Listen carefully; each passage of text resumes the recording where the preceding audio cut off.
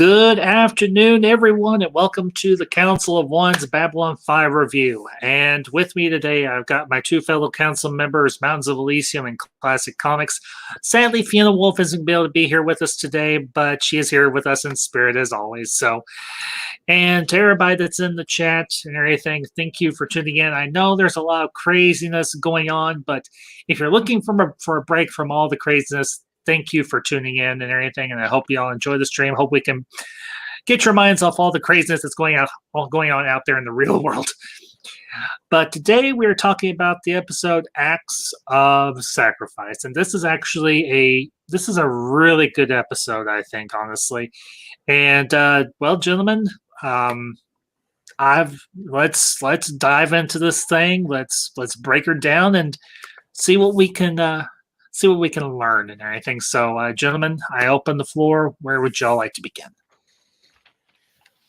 Well, I guess we can just start with, kind of the main thrust of the episode, which is G'Kar trying to get support for the Narn war effort, basically, against the Centauri. This is one of those just really great G'Kar episodes where Andreas Katsulas is just tearing everything apart around him. It's great. Yeah, as a recent acquaintance, friend of mine would say, Andreas Katsulas in this episode is fire. He is absolute. He is a man. He is a Narn on fire. And very quickly to the chat, Lewis X Sparrow, good afternoon. Thank you for tuning in. Hope you're doing well, bud. But yeah, this is.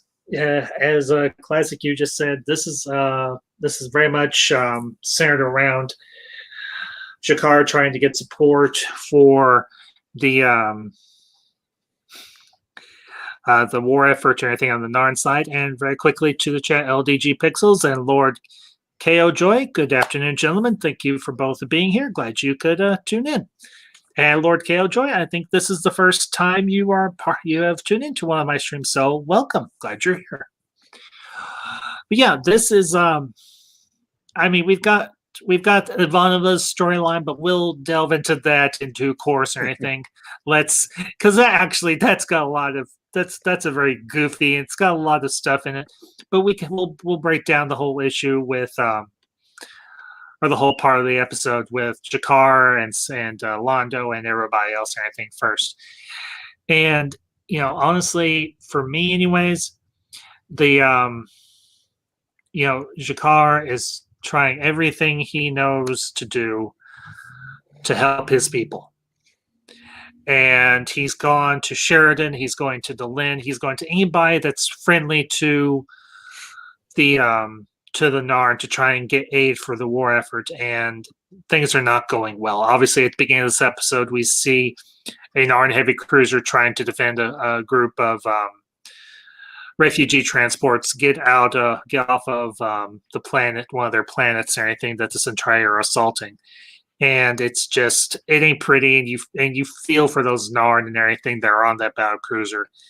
And when you see it go kablooey, your heart just sinks, even though the refugee transport does escape. So, but gentlemen, I've kind of spewed a lot of stuff there. What in particular would you like to cover on that particular plot line? I suppose for me, how different G'Kar is from even a few months ago, or even for last season. You could see when he was talking with Delenn that before his rhetoric has come back to bite him. And rather than fight against it, he realizes that he has to be a diplomat. He has to change. And he could see how much his actions in the past has hurt when he was talking with her in the room. It was heartbreaking for me, because he knows that had he been more cooperative, had he not been so belligerent, that right now his people would have been saved. Yeah, that's an excellent scene, because as you mentioned, she sort of points out, like not long ago you were talking about wiping the Centauri out completely, and now you're not wanting to fight, and is this really about peace, or is this just you and your people wanting to have some time to build up your forces so you can then win the war. It's Mhm. that's one of the good things about the show is it doesn't set one side up as being, necessarily better than the other. It points out the, hypocrisies and inconsistencies of both sides. Yes, I would wholeheartedly agree with that. Well, it's interesting as well and everything because Delenn, I don't think I'm getting my episodes crossed. She actually divulges some of the history behind the Earth Minbari War and her part in it, and I think to G'Kar, and you're almost like her hands are just as much drenched in blood as Londo's are, in a manner of speaking. Well, I don't think she gives the full truth No. of it. I mean, she says, Yeah. I was there, Yeah. and so she had a part, but, it's not, she doesn't mention like Dukat died in my arms and I was like the Yeah. first and loudest one screaming for revenge. Yeah, sure. Well, go ahead, Elysium, please. No, I was just, it's further on in the episode when I said scumbag Centauri was killed and G'Kar is looking for, trying to defend himself. And Sheridan, I have a little notepad here so I don't mix them up. I'm not going to say Sinclair. When the two of them go screaming and Sheridan tells him, look, if you can't control your people, you're gone. I'm going to kick you all off the station. Yep. And I think that's a big learning point for G'Kar, where he realizes that being Narn, because that's how the Narn react to him, that they're all clan. If you're not strong enough, if we ask for help, we're shown as weak and they will attack us. G'Kar learns that that's not the mindset of the galaxy. Yeah, when very he's true. dealing with him. And that's why he deals with the Narn, where he stomps down on the rebellion and says, no, we've got to bide our time. We've got to be helpful. And this mindset will help him in the future when Garibaldi gives him the keys to smuggle weapons off the station. Mm-hmm. This is a really important episode for G'Kar going forward. Oh, yeah. And it's so heartbreaking that all his sacrifice is actually what will happen for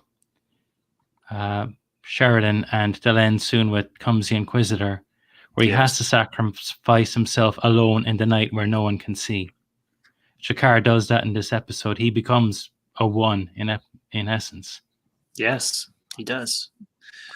Well, and the counterpoint to this particular plot line is with Londo, because everybody and their mother is coming to him now, asking for favors, asking for help. And there's a moment and everything when he's talking to Veer after the last petitioner leaves. He's like, all these people are coming to me and they're wanting this and they're wanting that because now I'm a person of influence. I'm a person of power. And you find him later on in the casino, and Garibaldi comes in, and he's trying everything he can to get Garibaldi to stay. And Garibaldi's like, he's like, Londo, right now I just can't. I don't have the time. I've got this. I've got this whole issue I've got to deal with. And you see Londo and everything was just waiting and waiting and waiting. And the bartender's like,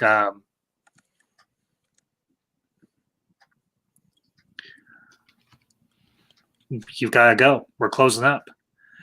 And he's like, I was waiting for my friend, Mr. Garibaldi. And eventually Garibaldi does show up and they have a drink.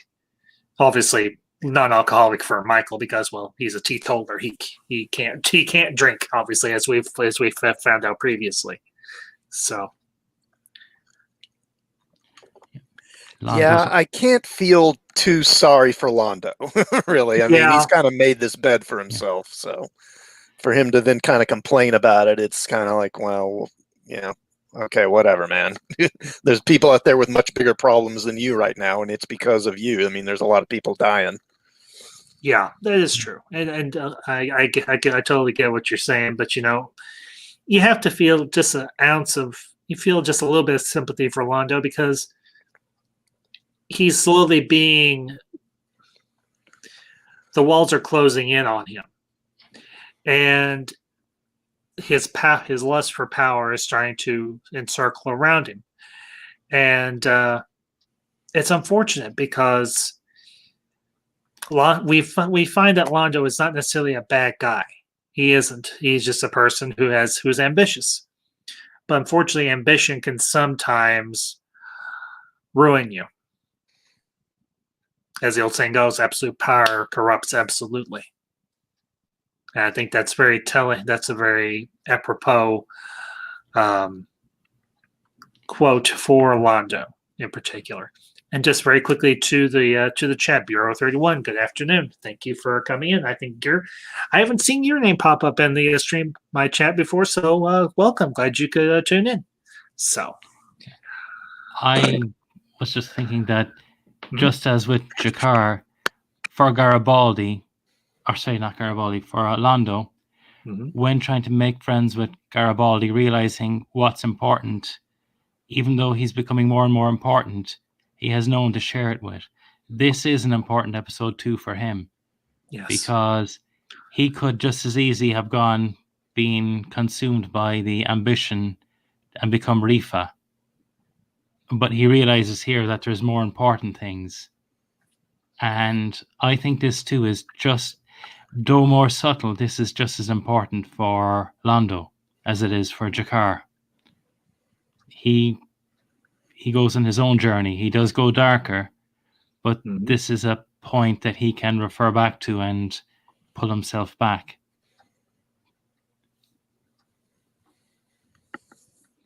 And yeah, very true. I think it's in a few episodes where the one wife of the late emperor and everything comes to visit, and she tells Londo there are certain paths, there are certain clues and everything that will help you avoid the destructive path and everything that you are going down already, but he doesn't understand what she's trying to tell him. And Lord K.L. Joy brings up an interesting point. Londo lived practicing what he was told by his society and what was expected. Then once he sees the end result of that, it's tragically too late for him to realize the right things to do. Yeah, Lord KOJ, very good. Yeah. Very, very good. Well said. So, well, what else about the Jakar and Londo storylines do we want to break down, fellas? I just wanted to note, because Elysium, you'd mentioned the scene with him and, well, actually both of them. I think there's two of them with him and Sheridan, where they're kind of at odds. And, the reactions that Andreas Katsoulis gives as Jakar are in those scenes are just, he's able to project and just convey so much through all those prosthetics he's wearing. I'm always impressed by it whenever I watch it because I think some actors don't do so well with it, but he's able to convey, I think, subtleties of emotion that a lot of actors really struggle to do when they're wearing that stuff. Yeah, I think... Go ahead, Elysium. No, please. Sorry, Ambassador. No, please, go ahead. Okay. I think JMS mentioned that Andrea Katsoulis was in some way very self-conscious, but when he was into prosthetics, he felt powerful. He felt like he was Jakar, and he was able to be bombastic, be more larger than life, and that really helped him. I mean, Jakar is just one of the best. Actually, both Jakar and Londo are two of the best characters, I think, in science fiction. I would wholeheartedly agree with that. And and you bring up an interesting point, at least classic. There are a few actors, and oftentimes it's your more old school actors who are more accustomed to acting through makeup. And I'll bring up one and everything. It might be a little cliche, but I think it's appropriate here.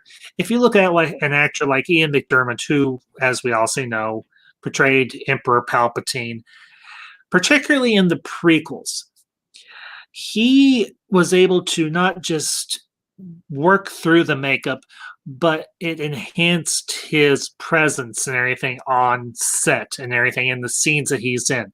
And you almost forget that this is an actor portraying a role, because not only is the makeup very, very good, but also the fact that he exudes that menace. He exudes that sinister aspect of Palpatine's being. And what Andreas Katsoulis and Peter Jurasik were able to do was take those prosthetics and, as you both said, make it part of themselves, and it fed how they portrayed these characters, that they were allowed to be more bombastic, they were allowed to be more expressive, that they were allowed to really project what these characters were feeling and their motivations and everything. And I thought that was, as you guys both said, I think that was incredibly well done. And Lord Ko Joy, didn't Andreas say he felt sexier in the Jakar prosthetic? He very well may have. I can't tell you for sure. Well, Elysium, you answered that question. Yeah. Honestly, if there was any prosthetics I would want from a TV show or from a movie, I'd want the yellow Sith eye contacts. Those would be the prosthetics I would want. Just use on a regular basis.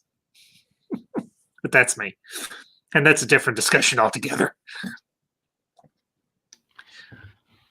So, I just as another thing on that part, I love the way Nathat backed up Jakar, knowing that she could die in that situation herself.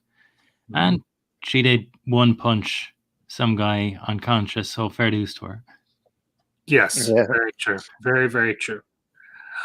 Well, and the interesting thing is we do see this occasionally, but there's oftentimes a lot of infighting amongst the Narn.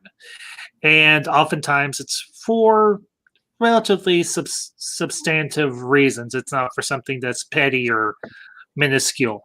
And what Jakar is trying to teach the rest of the Narn there on the station is, I learned something that I'm trying to pass on to you all, that we can't fight this war alone, that we can't go around killing Centauri, even though we might feel justified in doing it, because you've got those 3 Centauri that are there on the station, and they are deliberately trying to pick a fight with the other Narn and everything that are in that bar and everything that,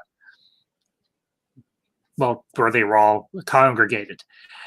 And I found it interesting at the end of the episode when Sheridan shows a picture of the one Centauri to Londo, and Londo was like, "Yes, I know this one. He's a troublemaker." And I said one day to him that his troublemaking would be the end of him. He's like, he has no family, nobody that'll miss him. Let it go. It was, though, one. I find it surprising that Sheridan and Garibaldi, they were so, okay, get that Narn who killed him off the station, and that will prevent a riot here.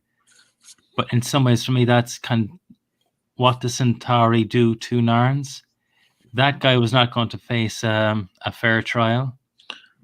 His future looked pretty bleak. Mm-hmm. And yeah, it did. It almost sat the same as last week, where they were firing on escape pods. Like, there is something just a little off with the Earth government, I think. And that's something I've been picking. I know it wasn't intended, but yeah, it's something that should have been, I thought, noted. Well, that's personally for me, that guy was making I suppose it goes with the title of the episode. He was being sacrificed to prevent greater bloodshed. Yeah, I would agree with that. Yeah, they do seem a little more concerned with, and I guess maybe for understandable reasons, but they seem a lot more concerned with stamping down the violence and keeping that under control than, like, punishing the people who committed the crime, or the initial, who instigated all of this.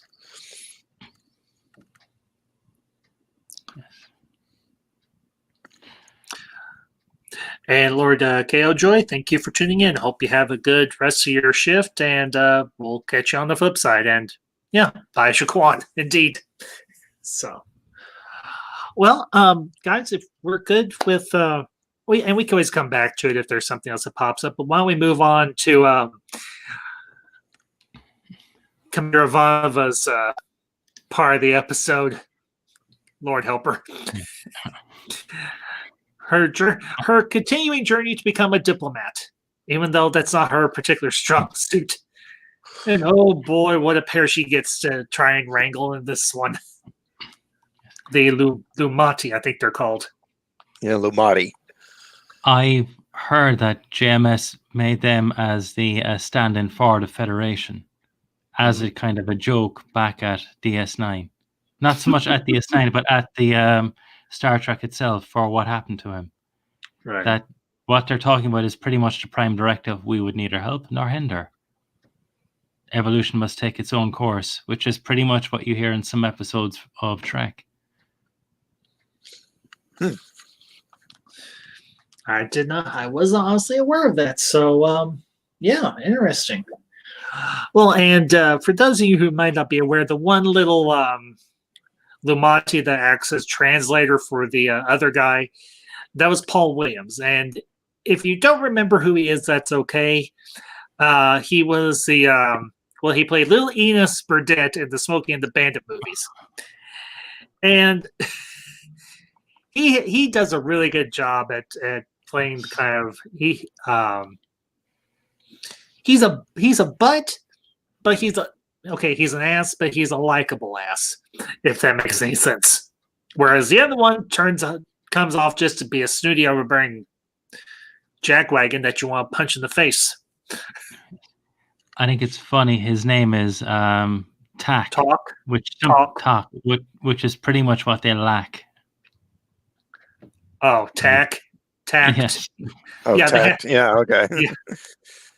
Well, he also played Dr. Zaius in Planet of the Apes. And he also was in Phantom of the Paradise, which I get my avatar from. Oh, okay. I wasn't aware of that. And to the chat, Creator Spotlight, good afternoon, and glad you're able to listen to us at work. Hope you're having a good day. So, get all sorts of new faces in the chat today. Not a bad thing. But yeah, the thing about that episode with Ivanova, this is an alien species that they have absolutely no tact. They have no self-awareness. They are completely self-absorbed, and they take the evolutionary line way, way, way too far. At least I think so. What do you fellas think? Yeah, I mean, it's obviously a lot of alien races in science fiction, particularly like TV shows like Star Trek and that sort of thing. They'll take a particular facet of human behavior and build, an entire culture around it. Like the Klingons are very warlike, the Vulcans are very logical, etc. The Ferengi are very greedy and acquisitive, and they just kind of did a similar thing with the Lumati. Yeah. But I think it gives a good opportunity to kind of explore that aspect of our own culture and our own society, because unfortunately us humans can be that way as well in different aspects of our own culture and our own societies and everything. And the one thing that was really grating on me was when they were particularly down below, and they're like, "Oh, y'all put your less desirables down here, use them as cheap workforce." And Ivanovan's like, no, that's not what we're doing at all. And they're like, "Oh, we're going to do this when we get back to our planet." And I particularly like the part in the episode where they're in Med Lab, and Franklin is 2 seconds away from taking a laser scalpel to both Tack, and the other Lumati. I can't remember the name. I think it was some weird sounding name. I can't remember how to pronounce it, honestly. But he was like 2 seconds away from taking a laser scalpel to the both of them. I did like he did just about manage to hold his cool, but I could see Ivanova saying, "Okay, gotta go." Yeah, yeah, and she's like, "Yeah, maybe we can move along, go check something out." As you can see, where Yes, Dr. Franklin is about to blow his top. yes, because he's no different than his dad, General Franklin, who stormed that fortress. He would have stormed those two boys pretty quickly. Oh yeah. And, I think Franklin would have even been turned a blind eye if those two. Well, I hate to say it, those two that ambassador and his attaché had been spaced. He'd been like, "Yeah, No, stop it! no, stop, please, don't do it." Really, please don't do it. Yeah, really, stop. Oh, He would be like Willy Wonka, the Gene Wilder version of Willy Wonka. No, stop, quit, come back. No, please don't go into that little cubby hole and everything and be ejected out into space. Oh, darn. Well, nothing we can do. Time to move on with the tour. What do you say we all go get dinner? Yeah, let's go get dinner. We'll have some of the maintenance droids pick up their carcasses and eject them into the nearest sun, or maybe shove them in the fusion reactor. Get rid of the evidence. yeah, because you don't want happening with the Babylon Bear hitting Kiefer's Star Fury. You don't want Tack or the other guy hopping off the windscreen. No, that would be very, very bad. I will say, however, the design of their ship and everything was actually kind of interesting. Yeah. So, one thing kind of on the serious note is the way Earth is becoming much more insular, but yet, without knowing much about them, Clark administration is sending out looking for alliances to get them either allied with Earth or with the League of Non-Aligned Worlds. It's just an interesting, almost opposite to how they have been behaving. Yeah, I would agree with that. It's almost like they're playing both sides against the middle, or something along those lines. And we might as well get to it. We're all adults here. The fact that they want to engage in intercourse to seal the deal. I cannot help but feel for poor Susan Ivanova. It would have been much worse had it been Sheridan, because JMS said that it would not have changed one bit had it been Sheridan doing the negotiation. And I'd like to see how he'd have gotten out of that one. Yeah. Okay, that's just creepy beyond to a level I did not know existed. JMS, what the heck were you thinking? Whew. Wow. Okay, that would have been spicy as all heck. I don't think the 1990s were ready for it. I don't think the 2020s are ready for it. Well, depending on the cable channels you watch, I mean, in the 90s, we did have the first lesbian kiss on screen with Roseanne and Meryl Hemingway, I think was her. No, not Meryl Hemingway. It was somebody else. Oh, what the heck was the name of that actress? It's not important right now. But what is important is we got to get that bomb off the ship. A bomb. No, not a bomb. Sorry. I had to inject a little Airplane 2, the sequel humor. But I suppose on the serious note, in Earth history, there have been alliances where one family marries off another, the daughter and the son marry to cement an alliance. So it's much way a medieval attitude that may have been carried forward in that species. Yeah, they still carry on. It's not too many generations ago that's what was happening for us. So yeah, while it's going for us, for them, they never changed. It's perfectly normal. And it's probably in keeping with when they believe that they're God's gift to creation, that they wouldn't change. So they would maintain a lot of their old customs and culture going forward. So it actually does make sense for that species. It seems a bit contradictory to me, though, because they always talk about, they're obsessed with inferiority and superiority and all that, and how they want to insulate themselves from inferior peoples, but then they also want to copulate with them. Well, I think. Go ahead, Elysium.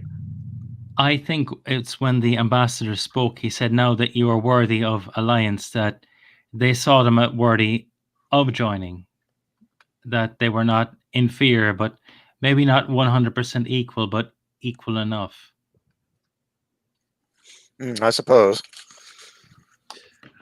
Well, I think if you remember in the episode, Talk explains to Ivanova that, or to Sheridan, it was Susan, because she was the only one I think she was the only one that greeted them when they came on board. They view other races obviously as inferior, but them misinterpreting what was going on with Down Below, they finally figured out, okay, humanity's okay. They're using their inferior members of their species as cheap labor. We can talk to them now. And the guy, the head ambassador, is like, we deem you worthy to speak to now. And I'm like, well, gee, aren't you just all sorts of cool, only not? I think, as we can't remember his name, Panty Thief will be a good name for him going forward. Yeah, because he does steal something of Ivanova's underwear or undergarment or something. Yes.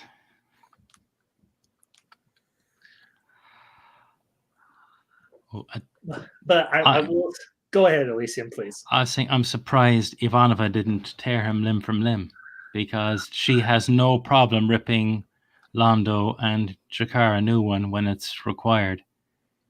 Very true. She could easily have taken those two apart. Oh, yeah. Well, she does have orders from Sheridan, to make this happen and make it work and all that and get them on board. That's true. And I did enjoy the conversation that her and Franklin have and everything after she finds out what they want to do to seal the deal, is to really seal the deal. Yeah.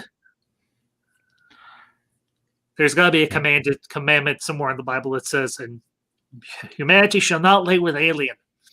And the Lord said, it will not be good.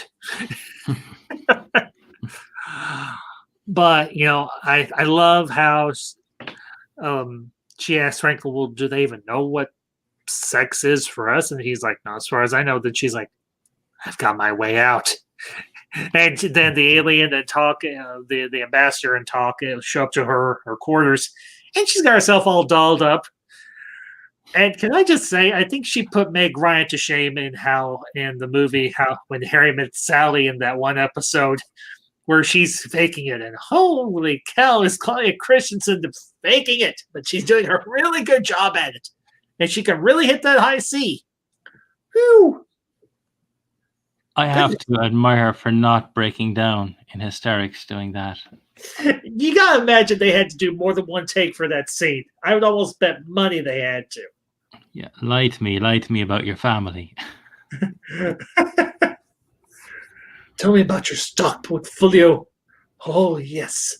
Oh, yes. Oh, yeah. She just starts whipping her hair back and forth. And just like, wow, okay. Go ahead, Elysium, please. So no, I was just laughing because I think the ambassador, Panty Thief, was fooled, but just the way Tak reacted, he knew what she was doing. And I liked the way he just started laughing, going, haha, you've shown him. Almost like, I realize that this guy is a douche too. Just a nice little touch. I agree. I agree. And there's a nice little scene and everything after the Lumati leave the station. And I think it's Sheridan that gives her that little box. He's like, there's a note inside. It says, next time, my way. And she opens it up, and there's that weird little cone thing with the little chains hanging down from the bottom. I'm thinking, where in the world does she wear that? Do I even want to know? No. No, I think some cultural things are best left to the experts, and I ain't one. You know, I would agree. There's actually, that reminds me of an episode from Buffy the Vampire Slayer. I think it's in season 2, when Giles and Jenny Calendar are starting to date, and he finds this weird little metal earring in a book, and he goes to give it back to her, and he's like, "I think you left this earring in one of the books that you returned," and she's like, "Oh, it's not an earring." He's like, "Well, where'd you dangle it from?" And she just kind of grins at him. She's like, "I don't dangle it from my ear." So anyway, well, guys, is there anything else about this episode that we want to delve into, just dissect or pull apart, and just make scream like Susan Ivanova? One of the things I really like is the way the episode opens, with the space battle, obviously, but then it leads up to that Narn cruiser being destroyed, it's blowing up, and then they cut to G'Kar watching it on video, and saying, stop, or end video or whatever, and then the lights come up and you turn around and he's in the council chamber. I just like that. I think it's a very slick little transition there. I really liked it. I would agree. Yeah, I thought that was a very clever way of opening the episode, showing that they lost the cruiser, but they saved the refugees. Yeah, I thought that was. I always like good openings for an episode. I like good close, obviously. So yeah, I thought that was really that was a nice touch and everything that they did and everything for this particular episode. And it does live up to its title, Acts of Sacrifice. Well, G'Kar and Londo, they have their own acts of sacrifice, and well, thankfully Yvonne was able to dodge hers. Yes. with limited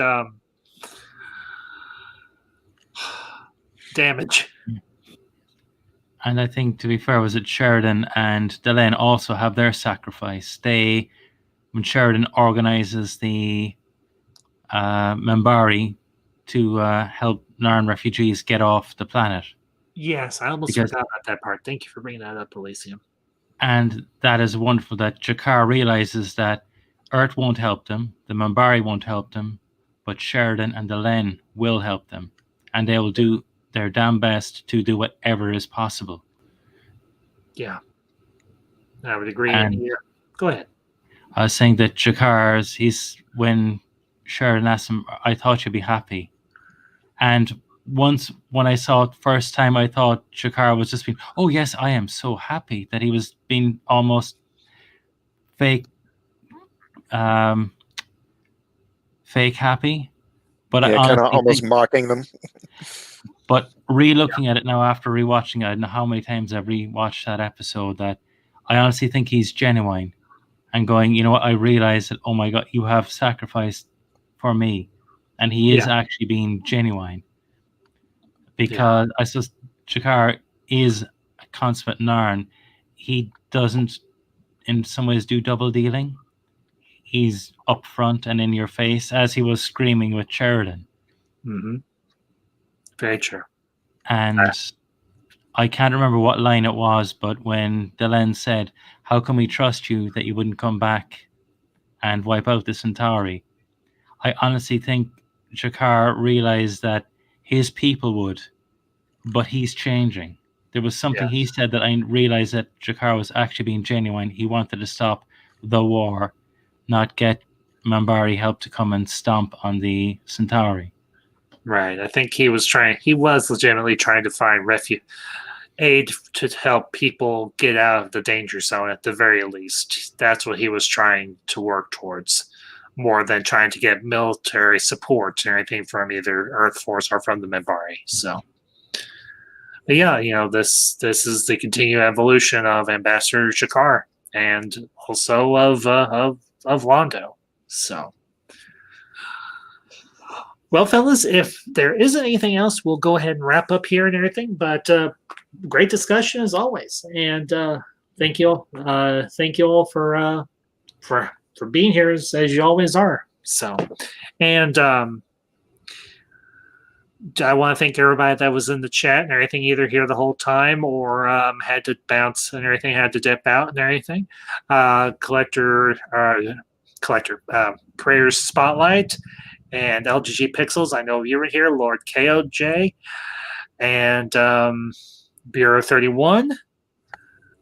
And Lewis X Sparrow. Thank you all for tuning in. For those of you that were in the chat and didn't get a chance to participate, hope you all enjoyed the stream, and we'll be back obviously next week with another installment of the Council of Ones and everything as we continue our review of season 2. So, fellas, is there anything you want to plug for your channels before we close out?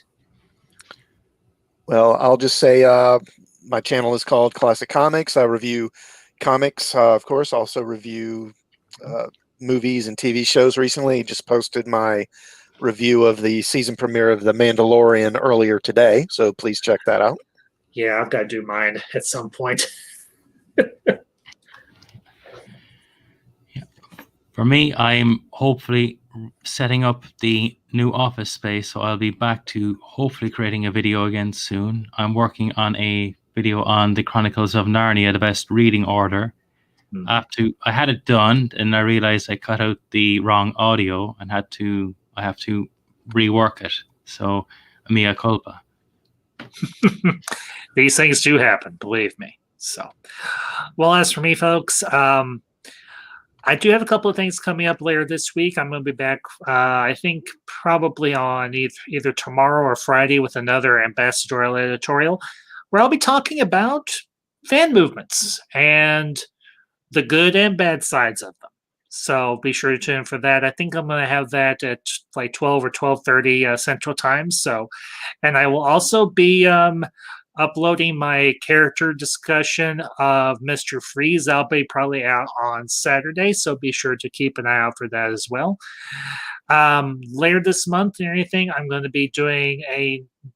be doing another live stream or anything where we're going to be talking about the man, the myth, the icon, Robin Hood. And we'll be talking about 3 of the most iconic films that they involve that character, and that will be The Adventures of Robin Hood with Errol Flynn, Robin Hood Prince of Thieves with Kevin Costner, and of course Robin Hood Men in Tights with Carrie Yules. So, and then of course on Black Friday I'll be having my 1-year anniversary 12-hour stream, and that will be a lot of fun. So I encourage all of you to tune in. And if you haven't already, if you haven't subscribed and you like what I'm doing here on the channel, make sure to hit that subscribe button, and also do the same for my guests and everything, for my friends here at Mountains of Elysium and Classic Comics. Go over and check out their channels and do subscribe because they are very much worth your time. So, but that all being said, folks, you all have a great evening or a great afternoon wherever you're at. And until next time, this is the Ambassadors signing off. I have always been